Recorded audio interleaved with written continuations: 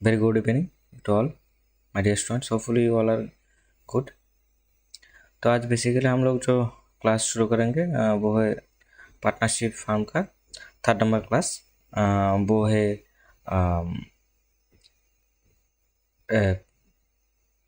Rights of partners. उसके बारे में हम लोग देखेंगे कि पार्टनर्स का क्या क्या राइट्स होता है एक फार्म में, एक बिजनेस में उन लोगों का क्या क्या राइट्स है उसके बारे में हम लोग देखेंगे। ठीक है, राइट्स जैसे कि फर्स्ट ऑफ ऑल ये देख लो कि राइट्स क्या होता है। राइट्स मतलब कुछ हम लोगों का कुछ राइट्स होता है, मतलब हम लोग क्या क्या कर सकते हैं। ठीक है, फॉर एग्जांपल हम लोग जब स्कूल में जाता हूँ तो स्कूल में जाने के बाद क्या होता है ना, हम लोग कुछ काम कर सकते हैं, डूस एंड डोंट्स है, कुछ काम कर सकते हैं और कुछ काम हम लोग नहीं कर सकते। ठीक है, तो वही चीज़ उसी चीज़ को यहाँ पर ध्यान में रखना होता है कि राइट्स क्या क्या, किसका क्या राइट्स होता है। तो सेम थिंग्स हैपन। ओके, जैसे कि सिविलियन का क्या राइट्स है, जैसे कि सपोज मान लो डिफेंस जो आर्मी डिफेंस में जो नौकरी करते हैं उनका क्या राइट्स है। ठीक है, वो लोग क्या क्या कर सकते हैं, वो लोग क्या करते हैं उसके बारे में है। ओके, तो यहाँ पर भी सेम, जो एक फार्म में एक फार्म जो पार्टनरशिप फार्म है, उसी पार्टनरशिप फार्म में कि बहुत सारे पार्टनर्स होता है। ठीक है, मिनिमम तो 2 एंड मैक्सिमम 50 भी हो सकता है। तो उनका जो मेंबर है, जो पार्टनर्स है, उनका कुछ राइट्स होता है, वो लोग क्या कर सकते हैं इसी पार्टनरशिप फार्म में, वो लोग क्या कर सकते हैं उसके बारे में आज का ये क्लास है। ठीक है, ये यहाँ यहाँ पर हम लोग जानेंगे। सो बेसिकली तो हम लोग क्या जानते हैं कि every partner has the right to participate in business management. तो फार्म में जितना भी पार्टनर्स होगा, हर किसी का क्या है, इक्वल, हर किसी का राइट्स है कि ठीक है पार्टिसिपेट करने का। बिजनेस में उनका जो बिजनेस है, उन लोगों का जो बिजनेस है, वो उसी फार्म में वो लोग क्या कर सकते हैं, पार्टिसिपेट कर सकते हैं। एक हर किसी काम में वो लोग पार्टिसिपेट कर सकते हैं, वो उन लोगों का क्या है, राइट्स है।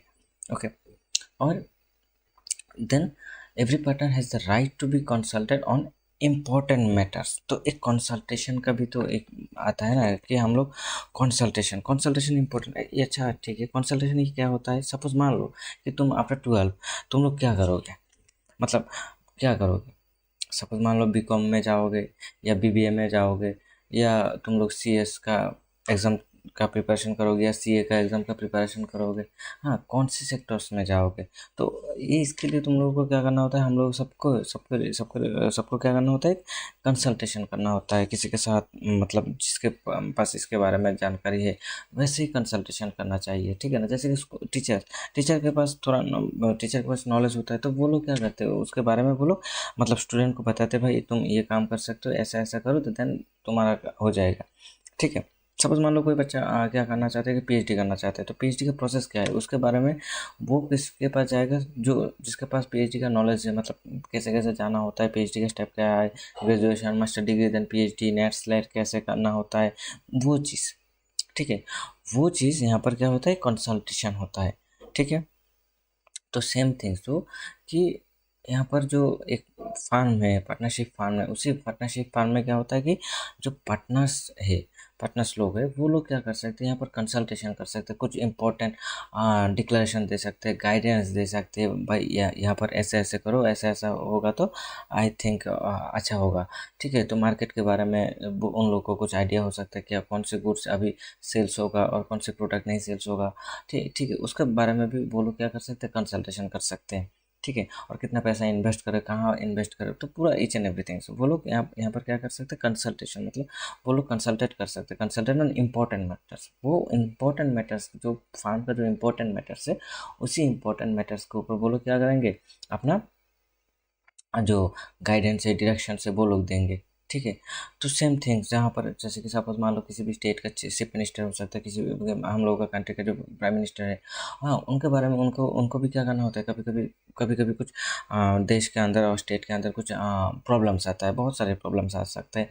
तो उनको उसके बारे में क्या करना होता है, जो जो जैसे कि आईपीएस ऑफिसर होता है, ठीक है ना, जनरल सेक्रेटरीट होता है, वो लोग क्या करते हैं, वो लोग उन लोगों को, मतलब जो prime minister and chief minister honourable, वो उन लोगों को क्या करते हैं, वो गाइडेंस करते हैं कि सर आप लोग ऐसे कर सकते हैं, मैडम आप लोग ऐसे ऐसे कर सकते हैं। ठीक है, ये करने से देश और स्टेट को अच्छा होगा।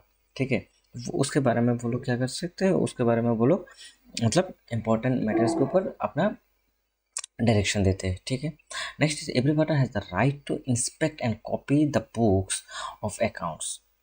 तो जितना भी फार्म का पार्टनर्स है उनका राइट से, क्या कौन सी राइट से, कि वो लोग inspect and copy the books of accounts, मतलब जो अकाउंट्स है, मतलब पार्टनरशिप फार्म का जो अकाउंटिंग, मतलब उन लोगों का जो अकाउंट्स है, कैसे रिकॉर्ड बुक्स है, ठीक है, वो रिकॉर्ड बुक भी वो लोग क्या कर सकते हैं, वो रिकॉर्ड बुक्स भी वो लोग जाके चेक कर सकते हैं, कॉपी वगैरह जो भी है, डॉक्यूमेंट्स वगैरह जो भी हो सकता है, होता है फार्म में, ठीक है, रिसिप्ट कॉपी से लेके जो कुछ भी है, जितना भी कॉपी वगैरह है, वो लोग क्या करते हैं वहाँ पर उन लोगों का उसका राइट से कि वो लोग जाके उसका चेक कर सकते हैं, कॉपी वगैरह बुक्स वगैरह, ठीक है, क्या ठीक से रिकॉर्डिंग हो रहा है या नहीं हो रहा है, ठीक है, जो भी एंट्री हो रहा है, जो भी ट्रांजेक्शन हो रहा है उसका रिकॉर्डिंग प्रॉपरली हो रहा है, क्या नहीं एंट्री हो रहा है, या कोई डुप्लीकेंसी हो रहा है, या कोई डिस्टर्बेंस हो रहा है, तो वो लोग क्या कर सकते हैं, देख सकते हैं, ठीक है।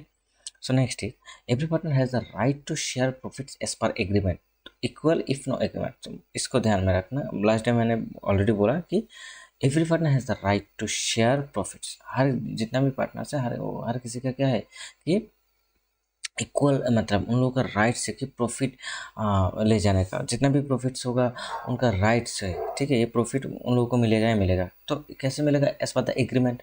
ओके, उन लोगों का जो एग्रीमेंट है, एग्रीमेंट पे अंदर जो भी लिखा रहेगा उसी के अकॉर्डिंग वो लोग क्या करेंगे, अपना प्रॉफिट लेके जाएंगे, ये उनका राइट्स है। ओके, एंड सेम लॉस भी होगा तो सेम उनको बियर करना होगा, जो जिसका जिसका जितना रेशियो होगा, जिसका जितना पोर्शन होगा, as per their portion, as per their ratio, वो लोग क्या करना क्या लोग वो लोग क्या करेंगे, वो लोग जो लॉस होगा उसको बियर करेंगे। अब यहाँ पर देखो, ये तो एग्रीमेंट के अकॉर्डिंग होगा। अब मान लो कि एग्रीमेंट नहीं है, एग्रीमेंट बोले तो एग्रीमेंट मतलब कि रिटर्न एग्रीमेंट, ओरल एग्रीमेंट तो यहाँ पर मतलब ये इसका कोई काम नहीं है। तो रिटर्न एग्रीमेंट, तो रिटर्न एग्रीमेंट नहीं होगा तो प्रॉफिट एंड लॉस जो भी होगा फार्म में उसका वो इक्वली डिस्ट्रीब्यूट करेंगे, ठीक है। कल हम लोगों ने इसके बारे में बोला कि जितना भी प्रॉफिट्स होगा, मान लिया कि ए बी सी है फार्म, तो उनका ए ने किया दिया 20 लाख दिया, बी ने दिया 10 लाख एंड सी ने दिया 5 लाख। तो यहाँ पर ये नहीं होगा कि ए ज़्यादा कैपिटल दिया सो ए को ज़्यादा प्रॉफिट मतलब मिलेगा, बी उससे कम दिया तो उसको उससे कम, ए से कम मिलेगा, एंड सी सबसे कम दिया तो सी को कम, सबसे कम प्रॉफिट मिलेगा। मतलब ये नहीं होगा कि जब भी इक्वल, मतलब उन लोगों के पास क्या नहीं होगा, जब भी उन लोगों को एग्रीमेंट नहीं होगा, रिटर्न डीड नहीं होगा, तो दैट टाइम उन लोगों का जो प्रॉफिट्स एंड लॉस होगा वो कैसे डिस्ट्रीब्यूट होगा अमंग द पार्टनर्स, इक्वली होगा। Okay, and next is if partner gives a loan to the firm they are entitled to interest. मतलब अभी मान लो कि बिजनेस करने के लिए क्या चाहिए, पैसा चाहिए। तो पैसा एक ही जो ओनर्स है वो लोग क्या करेंगे, कैपिटल इन्वेस्ट करेंगे। ओके, वो लोग कैपिटल इन्वेस्ट करेंगे, उसी कैपिटल से बिजनेस फार्म चलेगा, ठीक है, बिजनेस का जो फाइनेंशियल एक्टिविटी है वो चलेगा। अभी मान लो कि उनको पैसा चाहिए, तो पैसे के लिए वो लोग क्या कर सकते हैं, खुद का मतलब इंट्रोड्यूस कर सकते हैं, पैसा वहाँ पर दे सकते हैं फार्म में। और नहीं तो वो लोग क्या करेंगे, वो लोग क्या करेंगे, लोन लेंगे। लोन कहाँ से ले सकते हैं, वो लोन ले सकते हैं आउटसाइड से। Okay, outside of the business, outside से वो लोग लोन ले सकते हैं। एंड अदरवाइज वो लोग क्या कर सकते हैं, अदरवाइज वो लोग खुद का जो खुद मतलब जो पार्टनर्स है वो लोग ही क्या कर पाएंगे, वो लोग ही इंटरेस्ट सर लोन दे पाएंगे फार्म को।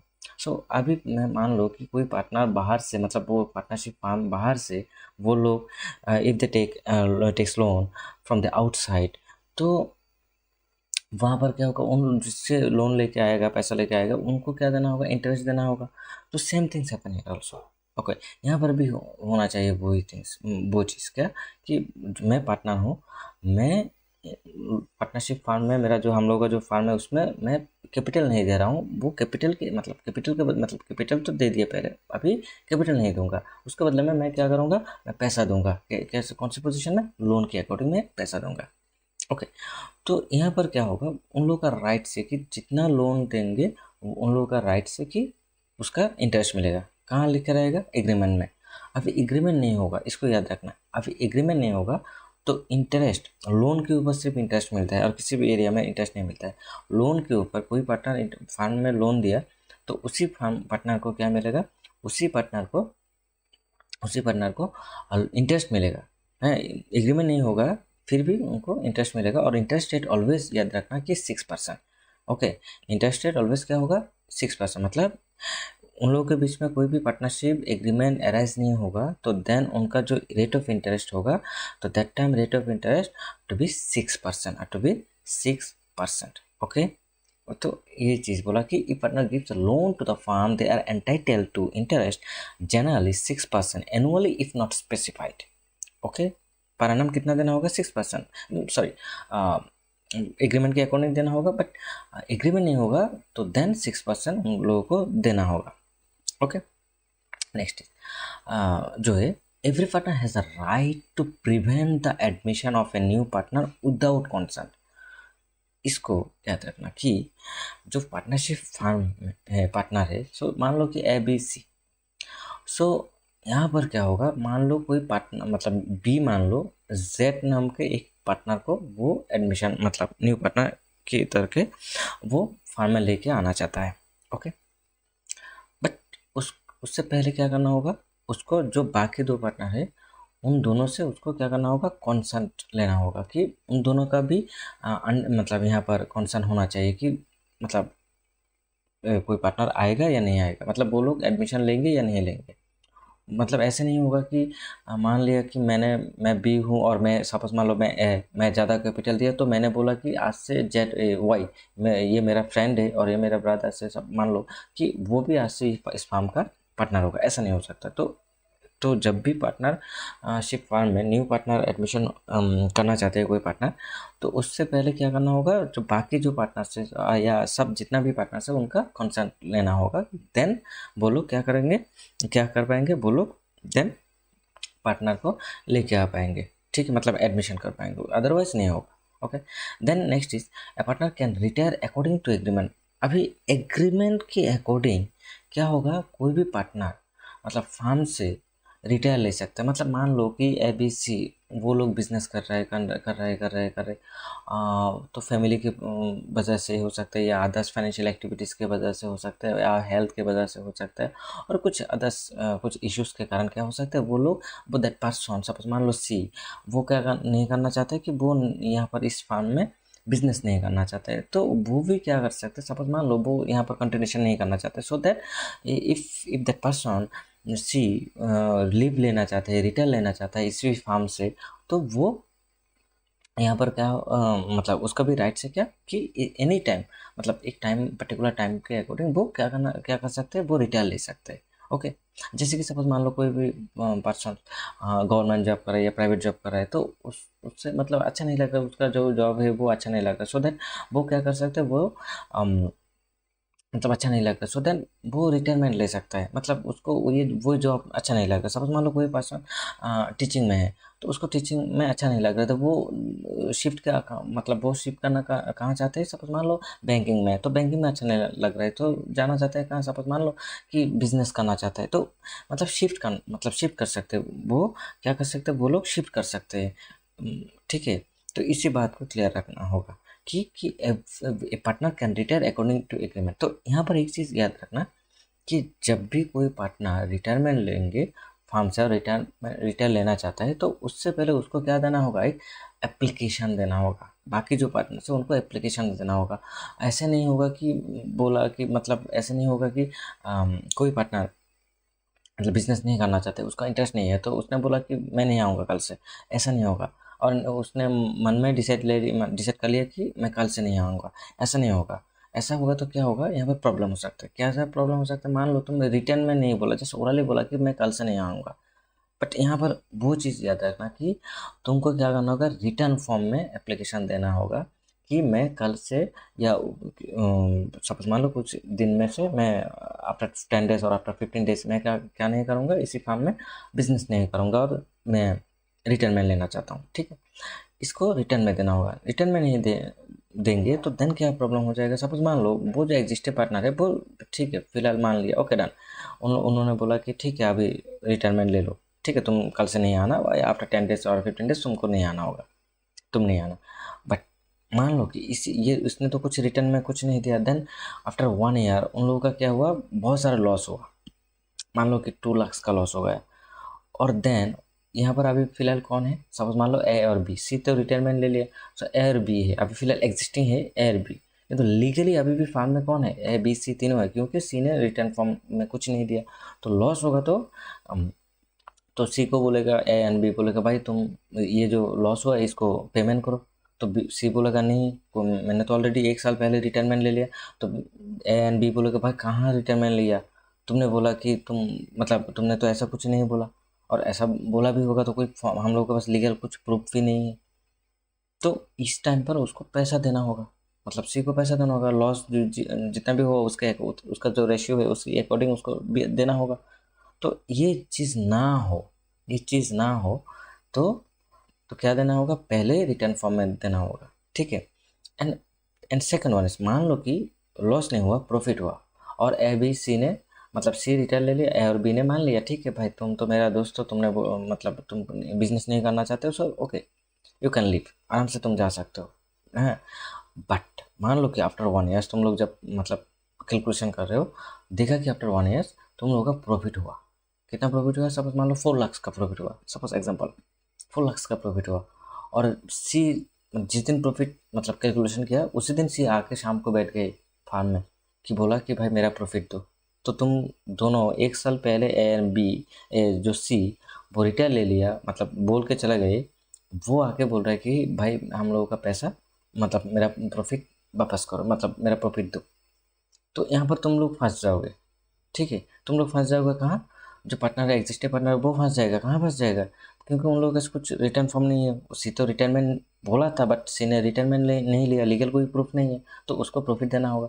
तो ये चीज़ हो सकता है, ठीक है। तो ये चीज़ ना घटे, तो इसके लिए हम लोगों को क्या करना होगा, जो भी पार्टनर रिटायरमेंट में जाएंगे उसको क्या देना होगा, पहले एक एप्लीकेशन दे देना होगा कि मैं रिटायरमेंट में जाना चाहता हूँ।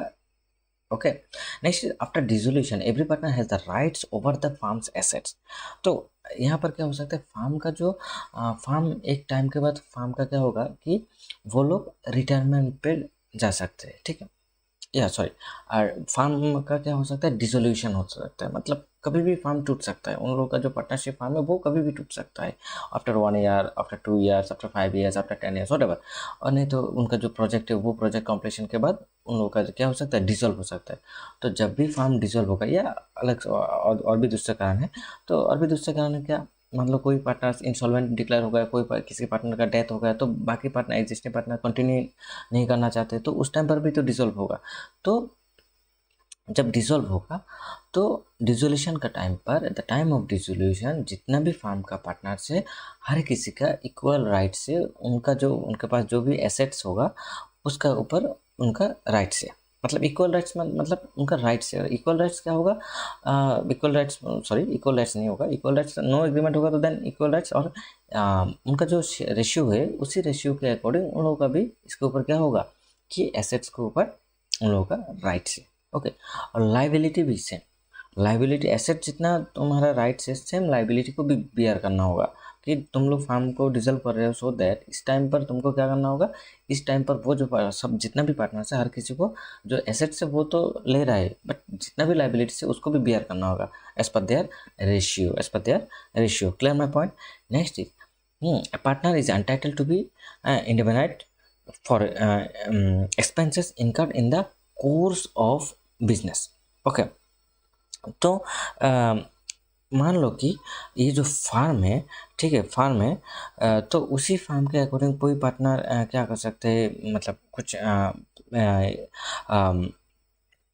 खर्च, उन लोगों का वो लोग खर्च कर सकते हैं, ठीक है ना। उन लोगों का जो खर्चा होता है वो लोग कर सकते हैं। मान लो कि तुम ए और बी, सपोज मान लो ए और बी सी फार्म में पार्टनर है, तो ए ने क्या किया, बहुत सारे पेमेंट किया ए का पर्सनल से, फॉर द बिजनेस, वो ए ने क्या किया, उनका जो पर्सनल अकाउंट से, उसी पर्सनल अकाउंट से उसने क्या किया, पेमेंट किया।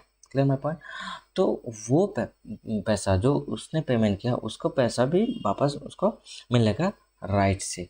तो यहाँ पर क्या होता है, तो ये जो चीज़ है, हम लोगों का जो पार्टनरशिप फार्म में पूरा है उन लोग, ऐसे नहीं कि पार्टनरशिप फार्म में आ गए कुछ भी राइट्स नहीं है, हम लोग कुछ नहीं कर सकते, जिसके पास ज़्यादा पैसा है वही सब कुछ करे, नो, ये यहाँ पर कुछ नहीं होगा। हर किसी का एक राइट्स होता है, ठीक है, हर किसी का राइट्स होता है as per their ratios, okay, agreement. अभी रेशियो एग्रीमेंट नहीं होगा तो देन उसका भी अलग से प्रोविजन है, उसका भी अलग से क्या है, प्रोविजंस है, वो हम लोग नेक्स्ट क्लास में देखेंगे। ठीक है। और यहाँ पर छोटा एक चीज़ मैं बोल रहा हूँ जो नेक्स्ट क्लास में लूँगा कि पार्टनरशिप डीड। तो पार्टनरशिप डीड में यहाँ पर दो चीज़ देखो, एक है रजिस्टर्ड, एक है अनरजिस्टर्ड। ये दो चीज़ हम लोग नेक्स्ट क्लास में देखेंगे। Okay, thank you. अभी तो ध्यान में रखना, सब लोग अपना ख्याल रखना। Okay, thank you to all.